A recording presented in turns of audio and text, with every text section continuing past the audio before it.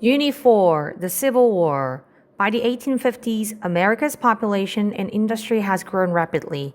As the United States became larger, the country was growing into two separate regions, the North and the South. The North economy was industrial and had many factories. The South's economy was focused on agriculture. Tobacco and cotton were especially important cash crops in the South. Most tobacco and cotton was grown on large plantations. To run the plantations, slave labor became a central part of life in the South. In most northern states, slavery was illegal. Many Northerners believed slavery was wrong and should be abolished.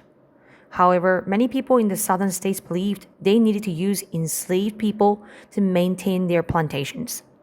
They also claimed that each state should have the right to decide about slavery. So the country was divided into free states, where slavery was forbidden, and slave states, where slavery was legal. In 1860, Abraham Lincoln was elected president. He was a strong opponent of slavery. Soon, several southern states, including South Carolina, Mississippi, and Texas, seceded from the Union. Eventually, 11 southern states seceded.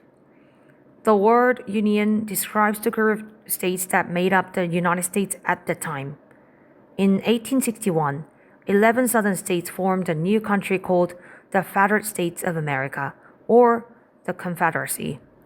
In April of 1861, Confederate soldiers fired on Union troops at Fort Sumter, South Carolina. The Civil War began. It lasted more than 4 years. Each side had certain advantages.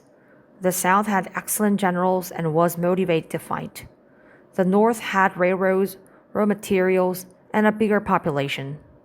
At first, the South won several battles, but the North would not quit. In 1863, President Lincoln declared that all slaves in the Confederate States were free. This was called the Emancipation Proclamation. Lincoln's announcement marked a turning point in the war. The Union began to win more and more battles under General Ulysses S. Grant. Finally, on April 9, 1865, the Confederate commander General Robert E. Lee surrendered to Grant at Appomattox Courthouse in Virginia. The war was over. By the end of the Civil War, more than 620,000 Americans had been killed.